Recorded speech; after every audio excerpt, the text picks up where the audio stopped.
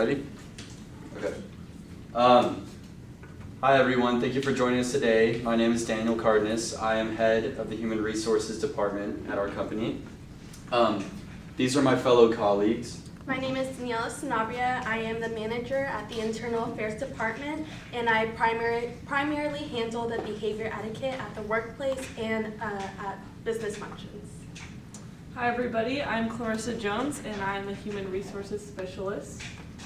Hello everybody, I'm Kelsey Vass and I'm a manager of the International Department, and I handle time zone differences and complications. Hello, my name is Roman Cantu. I'm a manager at the International Affairs Department. Hi, my name is Nelson Al, and I'm a manager at the Internal Affairs Department, and I handle commonly disputes among coworkers. Okay, thank you. We're here today to discuss professionalism and its role in the business environment. And our goal, or we want to relay this message to employees within our company. The importance of professionalism in the workplace is that it affects every business environment and culture, and it's often overlooked by many people. It has an impact on how businesses run, their efficiency, and potential clientele and existing clientele. Our goal is to suggest ways to improve professionalism in our work environment by talking about potential issues.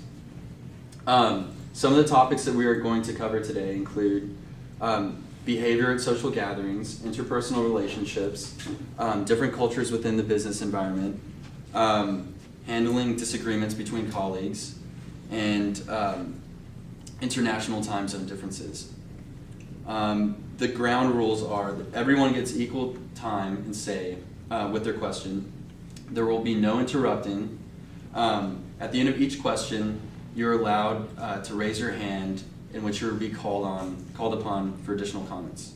No cell phones are allowed, and the audience may ask questions at the end of the presentation or discussion. So, with that being said, our first question goes to Daniela. How can we improve our professionalism at social functions regarding our company? What do you think the boundaries are? In my opinion, I affirm that in order to improve professionalism means that we have to improve our relationships within the workplace.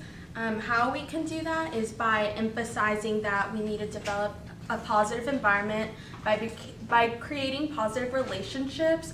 In addition to that, we can do that by creating more business functions at the workplace, or just creating more coffee breaks. According to Forbes, they asked for experts for their opinion as to how to improve relationships, and they said that a lot of employees are scared to have personal relationships with employees because they feel that it might hurt their career, they might not be able to build trust. But once you build that trust, you have a friendly relationship, and you're able to improve just overall the environment. In my opinion, I think if you improve trust, you improve the overall success of the workplace. And in addition, Morris also said that we meet a lot of our social needs when we're not at home, and a lot of the times employees spend their time at work. So it's very important that we meet our goals there. As for boundaries, there's not much we can control over employees, but the best thing to do is emphasize that as employees, you must represent the company. Therefore, you have to know the boundaries between a personal relationship and being friendly, courteous, supportive in the workplace. Are there any additional comments to this? I would like to definitely agree that we need to set standards, and we need to ensure that every employee knows the difference between what is right and what is going a little too far. So I'm glad you brought that up. Okay, brings me to our next question. Clarissa, what do you think our policy should be on dating colleagues or coworkers within the workplace? So I think that dating in the workplace should be allowed under certain circumstances, because if we completely ban it, people will probably do it anyways. According to Incorporated Magazine Online, 85% of 18 to 29-year-olds would date their coworkers, and then it shrinks a little bit as employees get older. Only 35% of 30 to 46-year-olds would date in the workplace. But with that being said, I think some of the certain circumstances should be that if you're dating someone in the workplace, it cannot interfere with your daily work or productivity. And there should be no inappropriate behavior at the workplace during work hours or not. And also, I think only lateral employees could date, so no supervisors or subordinates could date. And employees need to know that they have to follow these guidelines, and if not, they are subject to dismissal. So with that being said, I think all employees should be encouraged to think about the repercussions of a relationship perhaps gone sour in the workplace. But yes, it should be allowed under those certain circumstances. Okay. Are there any additional comments to this? Yes. I just question how, just as part of the HR department, how can we really emphasize, keeping the boundaries letting them know the boundaries, what are acceptable and what's not acceptable. What do you all think?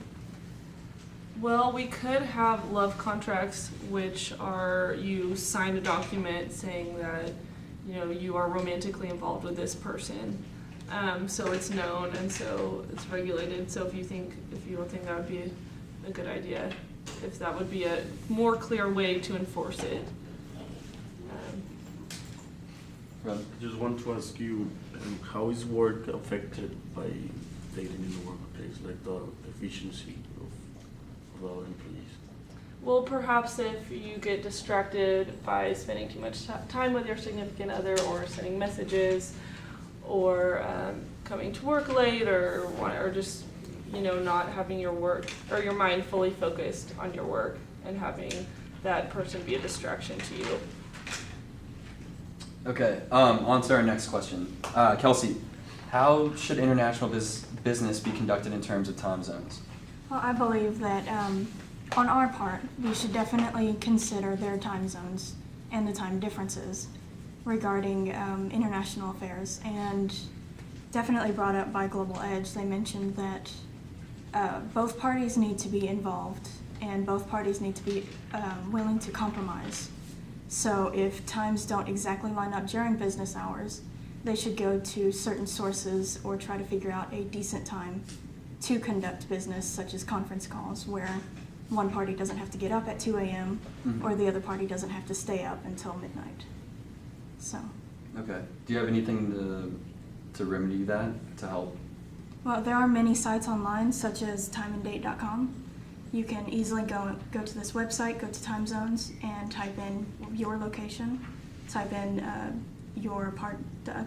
the second party's location, and just click enter, and it enters in the usual work zones for our party and the other party, and when would be the best time to make conference calls. Okay. Clarissa?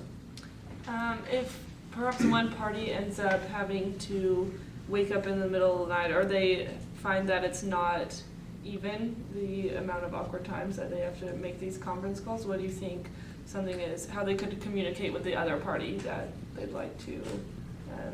Well, definitely during the conference call, maybe it could be brought up towards the end when there are questions, but also when not so direct forms of communication are occurring, such as emails or documents being sent back and forth, this could be brought up, definitely through management.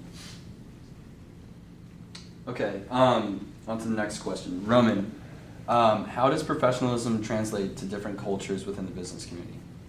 Well, the cultural differences are very important to our company, and especially to establish new clients around the world. It is very important to know that cultural differences can many times be a barrier for us in establishing new clients. According to the IB Business Journal, the Enron company, lost a multi-million contract in India because the local authorities felt that it was pushing negotiations too fast. For example, like Americans are fast negotiators, while like people from India tend to build their relationships, be more slow negotiators, and think more in the long term than in the short term. I also think that it is good to establish a style. It's always safer to adapt a formal posture instead of a informal stand. I mean, maybe while the negotiation is going through, like you can change to an informal stand and be more like informal to the people. But it's better to first adapt like as in a formal stand. I'm sorry. Okay, are there any additional comments to this? Nelson? Yeah, I totally agree with what Roman's saying. Culture difference is really important, especially with when you want to give gifts to other companies and stuff like that. So I think the use of color in gift wrapping is important, like how Chinese culture prefer red over white packages or black. Interesting. Daniela? I think as a company, our whole goal is to grow as a company and develop more partnerships. So we should definitely inform our employees of our partners or our new clients, and definitely inform them of our cultural differences and just what we should be looking out for, such as the way we present a presentation. We don't want to be too long depending on the culture, or we don't want to be too short depending on their culture. Okay, that leads me to our final question. Nelson, how should coworkers handle disagreements with one another in the workplace? Coworkers should handle disagreements with one another in the workplace by fighting fair. So people occasionally have disagreements with one another, especially with the coworkers or sometimes even the bosses. One might think that something should be done one way and something should be done, and the other person might think that something should be done a different way. Or maybe it's just a form of miscommunication and misunderstanding. And no matter how upset you are or how strongly believe that you're right, it's disrespectful actions aren't allowed, like yelling or name calling or even door slamming isn't allowed in our premises. Most importantly, physical touch should definitely be avoided to avoid further confusion. And what I would strongly suggest is that people should calmly express their side of the opinion first and be very ready to walk away if one person is not swayed by opinions or if he or she starts to lose control. Okay, Clarissa? I think it's important to add on that employees, if they have a conflict, they should confront each other directly instead of just going to the boss immediately, unless it's very important, or talking to other employees, but they should handle it with each other before they take measures to take it to another level. Any other comments? If it does go too far, how would HR handle it? What would be some procedures? First of all, we would collect the file report and call them one by one, the employees, and then gather eyewitnesses or Okay, anyone else? Okay, well, thank you everyone for joining us today. We met our goals in that we brought to light all these issues, such as the behavior, the interpersonal relationships, different cultures within business community, handling disagreements, international time zones, and social gatherings.